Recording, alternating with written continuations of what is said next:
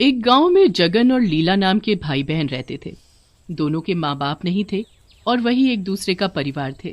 जगन बड़ा था और लीला उससे 2 साल छोटी। लीला और जगन हमेशा साथ रहते और एक दूसरे के बीच बहुत प्यार था। जगन अपनी छोटी बहन का बहुत ध्यान रखता था। लीला भी अपने भाई को बहुत ही प्यार करती थी। जगन अपनी बहन की सारी जरूरतें पूरी करता था ताकि उसे कभी किसी चीज की तकलीफ ना हो। जब लीला बड़ी हो जाती है तो जगन उसकी एक अच्छे घर में शादी करवा देता है। वो अपनी बहन की विदाई पर खूब रोता है। लीला को भी काफी दुख होता है अपने भाई से बिछड़ने का। तुम रो मत भाई, अब बस अच्छे से काम करना, अब तुमको ही सब कुछ देखना है। लीला की विदाई हो जाती है और वो अपने ससुराल पहुंच जाती है। लीला के ससुराल वाले बड़े ही लालची होते हैं। वो लीला को बहुत ही परेशान करते हैं और उसे अपने भाई से कभी सामान तो कभी पैसे लाने को बोलते हैं। लीला इन सब से साफ इनकार कर देती है तो वो उसे घर से ही निकाल देते हैं। लीला बहुत रोती है और जाने से मना करती है, पर उसका पति और ससुराल वाले उसे धक्का देकर घर से निकाल देते हैं। बेचारी रोते हुए वहां से चली जाती है और दूर एक पेड़ के नीचे जाकर बैठ जाती है। अब मैं क्या करूं, कहाँ जाऊं? भाई के पास गई तो उन्हें कितना दुख होगा ये जानकर कि मेरे ससुराल वालों ने मुझे घर से निकाल दिया है। नहीं नहीं, मैं कहीं भी रहूंगी पर वहां घर नहीं जाऊंगी। लीला यही सोचकर अपने घर नहीं जाती और रात को उसी पेड़ के नीचे सो जाती है। ऐसे ही बेचारी लीला काफी दिन गुजार देती है और एक भिखारन जैसी जिंदगी जीने लगती है। उसके बाद वो एक घर में नौकरानी का काम करने लगती है। वो अपनी जिंदगी ऐसे ही बिताने लगती है। दूसरी तरफ लीला का भाई लीला से मिलने उसके ससुराल जाता है। आस पड़ोस में पूछने से पता चलता है कि वो लोग वहाँ से मकान बेचकर कहीं और चले गए हैं। मेरी बहन कहाँ चली गई? वो ऐसे तो नहीं कर सकती। आखिर कहाँ गए ये लोग? जगत बड़ा परेशान हो जाता है और हर जगह पता लगाने की कोशिश करता है। इतने दिन निकल जाते हैं पर कुछ भी पता नहीं चल पाता। जगत बहुत रोता है। उसे समझ ही नहीं आ रहा होता कि करे तो क्या करे। वो हार कर वापस घर चला जाता है। एक दिन जब लीला काम करके जा रही होती है तो उसकी मालकिन उसे बुलाती है। जी मालकिन, देखो कुछ दिन बाद राखी है। तुम्हारा भी भाई है जिसे तुम बहुत याद करती हो। तुम उसके पास हो आओ, वो तुम्हारे लिए परेशान हो रहा होगा। राखी? मुझे तो पता भी नहीं था। मैं भाई से मिलने जरूर जाऊंगी। मैं उसकी सबसे पसंदीदा मिठाई भी लेकर जाऊंगी। वो बहुत खुश होगा। कितने दिनों बाद मैं उससे मिलूंगी। मैं जरूर जाऊंगी। हाँ हाँ, जरूर जाना। लीला अपने भाई से मिलने जाने के लिए बड़ी ही बेचैन होती है। वो अपने सारे पैसे इकट्ठे करके उसके लिए जाने क्या क्या खरीदती है। 2 दिन बाद वो अपने भाई से मिलने निकल पड़ती है और अपने गांव पहुंच जाती है। जैसे ही वो बस से उतरती है तो उसे दूर अपना भाई दिखाई देता है। वो जल्दी से बिना देखे रोड पर ही भागने लगती है कि तभी एक ट्रक आकर उसे कुचल देता है और उसकी मौत हो जाती है। भीड़ देखकर जगन वहां जाकर देखता है। ओह, लगता है किसी का एक्सीडेंट हो गया है। भगवान उसका भला करे। जगन वहां से निकल जाता है और लीला की लाश वहीं पड़ी रह जाती है। रात को लीला चुड़ैल बन जाती है।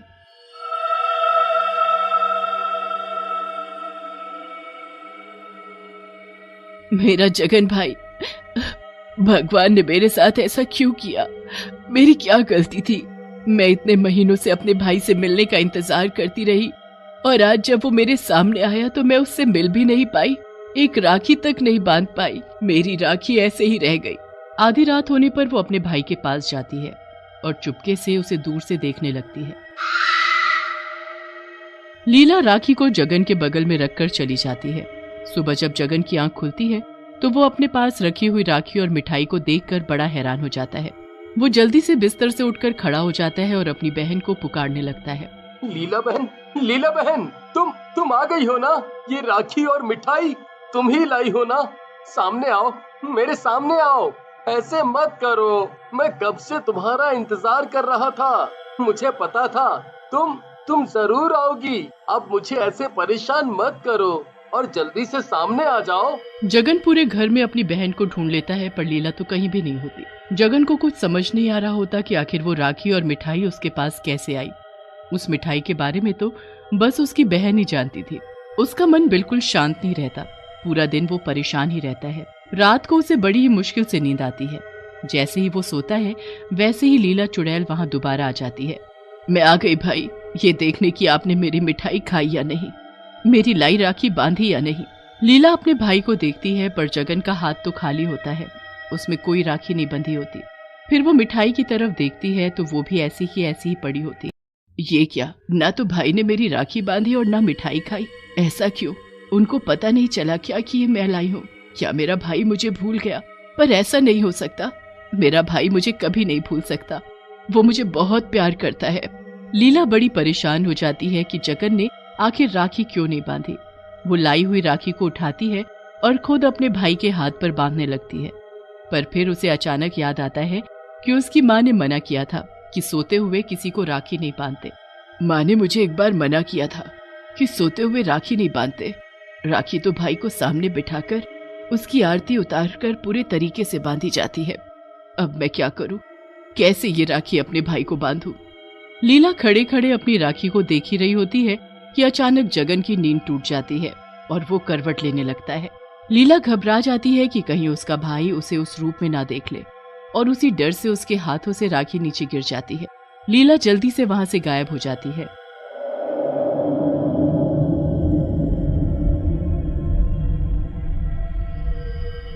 और राखी जमीन पर पड़ी रह जाती है। जगन की आंखें खुल जाती हैं। मुझे ऐसा लगा जैसे अभी यहाँ कोई था, जैसे जैसे मेरी बहन लीला थी, जैसे वो अभी यहाँ आई हो, पर वो तो यहाँ नहीं है। कहाँ चली गई हो तुम मेरी प्यारी बहन? मैंने तुम्हें कितना ढूंढा, तुम अपने भाई को कैसे भूल गई? जगन अपनी बहन को याद करके रो रहा होता है कि अचानक उसकी नजर जमीन पर पड़ी राखी पर जाती है। जगन को अब शक हो जाता है कि कोई तो है जो रोज रात को आता है और उसी का उस राखी से कुछ लेना देना है। जगन का मन नहीं मानता और इस बार वो सच पता लगाने की ठान लेता है। ये राखी यहाँ कैसे आई? इसे तो मैंने उधर सामने रखा था। जरूर कुछ गड़बड़ है। कोई तो है जो यहाँ हर रात को आता है, जो ये राखी और मिठाई लाया है। कोई तो है, पर कैसे पता लगाऊं, कैसे पता लगाऊं? एक काम करता हूँ, आज मैं इस राखी को छुपा देता हूँ। जगन रात होने का इंतजार करने लगता है और जैसे ही रात होती है वो अपनी आंखें बंद करके लेट जाता है और सोने का नाटक करता है। उसके सोते ही लीला वहां पर फिर से आ जाती है।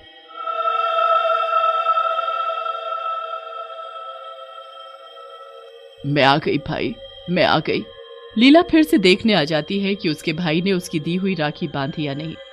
वो अपने भाई के हाथ की तरफ देखती है कि वो तो खाली है। फिर वो इधर उधर देखती है कि राखी कहाँ रखी है, पर उसे राखी कहीं नहीं दिखती।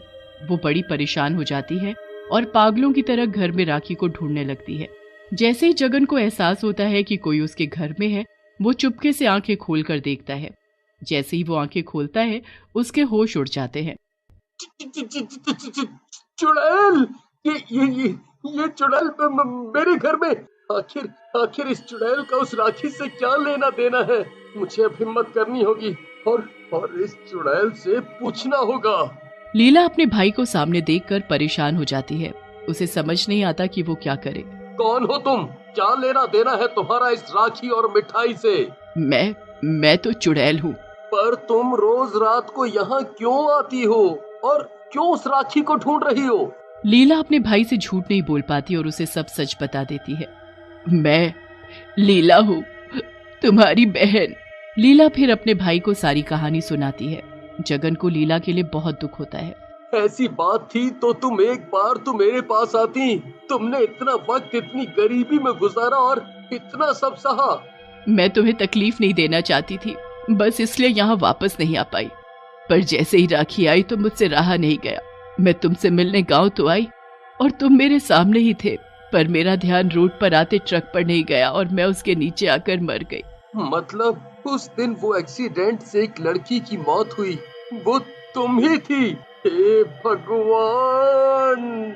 अब तुम अफसोस मत करो, मेरी जिंदगी शायद इतनी ही थी। अब मैं मुक्ति चाहती हूँ भाई। ये राखी मैं उस दिन से लेकर भटक रही हूँ। मुझे ये राखी तुमको बांधनी है। कल राखी का त्योहार है और मैं ये राखी तुमको बांधना चाहती हूँ।